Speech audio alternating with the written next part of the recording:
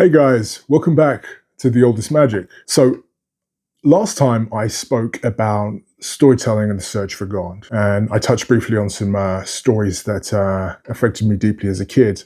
This time, I want to focus more specifically on the nature of pathways, maps, and routes, and what they mean for us in terms of storytelling, what they mean for us psychologically, and what we can gain from studying the concept of pathways. So, in my last video, I talked about the novel Peter and Wendy by J.M. Barrie. I also talked about the effect that the 1953 Disney animation had on me, which I adore even more than the novel, if I'm being honest. It affected me deeply as a kid, and it's a film that I revisit. Despite its problems, I revisit it quite often, and it brings me great comfort and joy. And I just love studying it. I love writing about it. I love reading kind of essays on it. And I also briefly discussed the author Frances Hodgson Burnett, who emigrated from Manchester to Tennessee when she was a teenager, and the effect that her novels had on me, specifically A Little Princess and The Secret Garden. So I want to talk a little bit more about the novel The Secret Garden with regards to this notion of pathways and maps and routes through our own psychology, through our own understanding, and how we can use those ideas to cultivate a richer sense of spirituality and connection to God, to ourselves, to our friends and family, and to the world around us. So in The Secret Garden, the character of Mary Lennox, she gets found by soldiers in India. She gets transported to Misselthwaite Manor, where she has to stay with her uncle. And whilst she's there, she's very, very depressed and kind of grumpy. I think it's what Mary Contrary that the other characters call her. And over the course of the novel, she kind of softens and she becomes a lot nicer to the people around her. And she discovers a key. And this key gives her access to the secret garden. And it's this garden that is basically ruined. It's in decay. But Mary senses that there's magic to it, and she uncovers the mystery regarding that garden and its connection to her uncle and also to her cousin. She has a cousin called Colin, who's around the same age, and he is bedridden and very depressed. Everyone thinks he's ill and that he'll never recover. So basically, what Mary does is she meets a boy there in the secret garden called Dickon. And Dickon is a kind of gardener, and he's kind of figured in the novel as a kind of sweethearted kind of nature sprite. And it's interesting because, as I said, I discussed Peter Pan in the last video.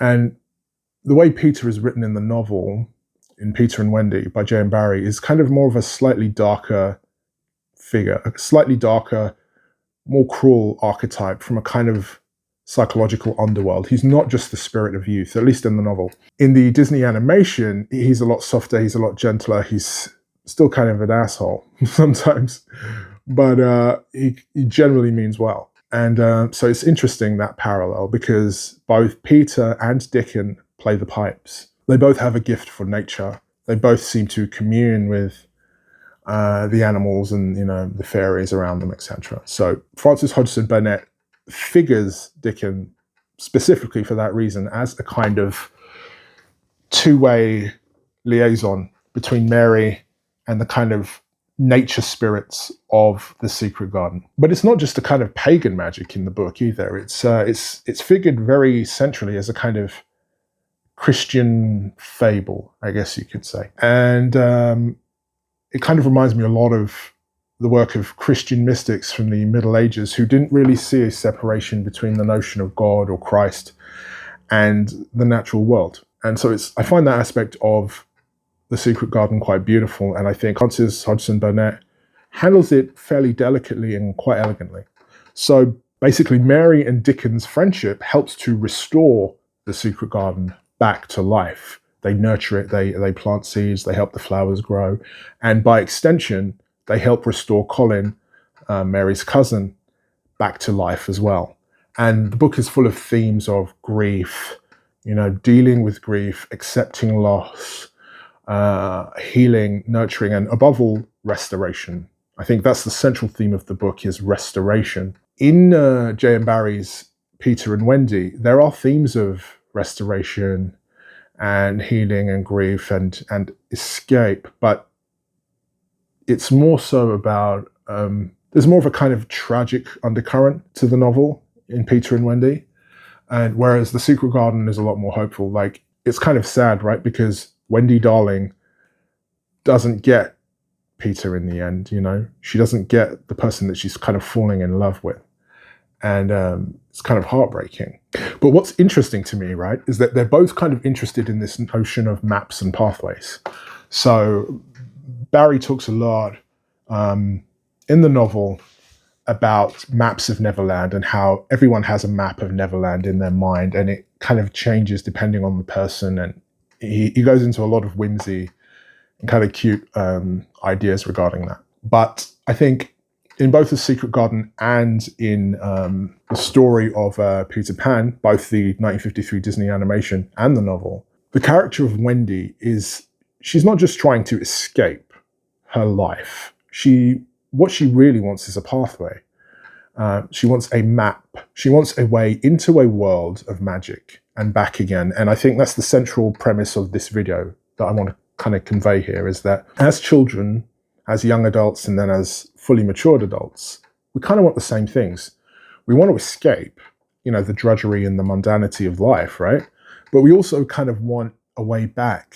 And more than that, we want kind of free access, free passage between those two worlds, The grey, boring world of our everyday lives, and then the kind of magical, uplifting, shiny, whimsical, full of secrets world of Neverland or The Secret Garden.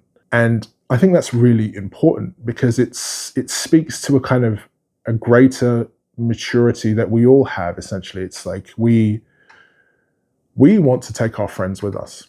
We want to return to the people we love. We want to return to familiarity and comfort, even if it's boring, even if it's grey, even if it's dark sometimes. We don't often just want to escape. What we want to do is we want to escape, and then we want to bring treasure back to our world.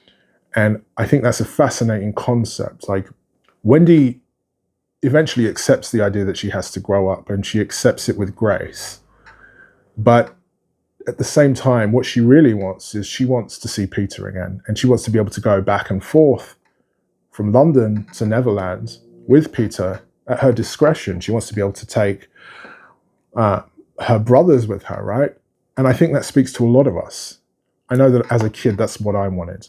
I wanted to be able to take my friends into a place that they had never seen before, or, come and watch this movie, read this novel. It'll open your eyes. It'll kind of fill you with delight and wonder.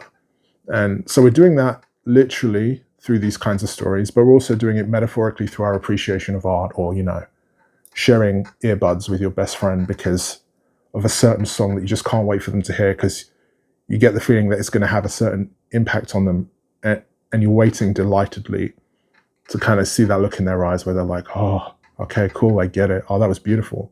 And I think that speaks to a very sort of sweet-natured side to us as people. So, yeah, like Mary Lennox, she wants to come and go, right? Back and forward from the manor into the garden, from her real life into her dream life, and back again. And so it's interesting, the last video that I did, the singer and musician Taylor Swift got engaged to Travis Kelce. Around the time that I was discussing The Secret Garden, and the photos of her took place in this kind of secret garden. So the only reason I bring up someone like Taylor Swift in this context is because she's an incredibly famous artist, and whether you like her or dislike her music, she is a kind of avatar. She's an archetype. She occupies a kind of prominent psychic space in the minds of millions and millions of people, and she speaks to very kind of deep interests and anxieties in a lot of young men and women. And for that reason, she's kind of important and has a kind of gravitas symbolically. So it's interesting that the photos of her engagement took place in a kind of secret garden. For someone like Taylor, I would imagine that, like, her idea of restoration, her idea of a secret garden is away from her world of fame, the showgirl world of fame, where she's followed constantly and needs security and blah, blah, blah. She's too big to really interact authentically with everyday people. And she kind of conveys that anxiety very well in her music. I think that her sense of a magical world that she can come back and forth from is kind of like peace, serenity, quiet, being loved for who she is, being accepted for who she is, and having a circle of friends who get her kind of separately from her stage persona, I would imagine, right? They just see her as Taylor the girl, Taylor the woman, Taylor the daughter, Taylor the best friend, whatever. And so I bring that up because art and artists are always dealing with this kind of tension between reality, presenting the truth as it is, and then kind of bending reality to evoke an emotion, to create an atmosphere. And art is basically the tension between those two things. It's the real world, representing the real world with truth and dignity and a sense of poignancy. And then it's also about manipulating the real world ever so slightly, sometimes drastically, to create certain psychological and emotional effects, which then tell deeper truths about human consciousness, our dreaming, our hopes and dreams, etc. And I see Taylor doing this in her work quite often. I see artists that I admire doing this very, very often. I do this in my own work, obviously. We do it subconsciously. We're constantly walking that line between dream world, real world, dream world, real world, and allowing the two to influence each other to create something unique, beautiful, something resonant. I found it interesting that Colin gets out of bed in the secret garden and journeys into that magical realm, that enclosed space of wonder and beauty where the presence of God is still discernible to these children. And by extension, Colin's uncle is able to deal with his grief, the loss of his wife. And that's essentially the metaphor in the secret garden, is kind of like using nature and friendship and love as a way to cope with grief, to heal and to restore, the garden of our minds, our imaginations, and our hearts. So yeah, in conclusion, I just want to say that, like, I believe in the existence of secret gardens. I mean, I believe in a lot of stuff. I've seen a lot of stuff. But when I say I believe in secret gardens, what I really mean is, of course, I'm still open to wonder. I'm still open to awe and to magic and to beauty and to friendship. And so that's kind of like why I'm making these videos. It's because, in a way, I'm a boy who didn't want to grow up. And in growing up, I found that, like, the best way to handle maturity and sobriety and to kind of get older with dignity is to sort of not fully let go of your childhood, not fully let go of the kind of innocence of seeing things through the eyes of a storyteller or the eyes of a art enthusiast, enchant the world a little bit. You're not being foolish if you kind of look for fairies at the bottom of the garden every now and again, because sometimes they might be there. We don't know. We don't know everything, right? The world is a strange place, and the world can be beautiful if we choose to see the world through eyes that seek beauty. And yeah, so that's kind of what I want to say for now. And treasure those secret gardens within you, Like, don't put brambles and briars around your heart. Like, go on those adventures with your friends.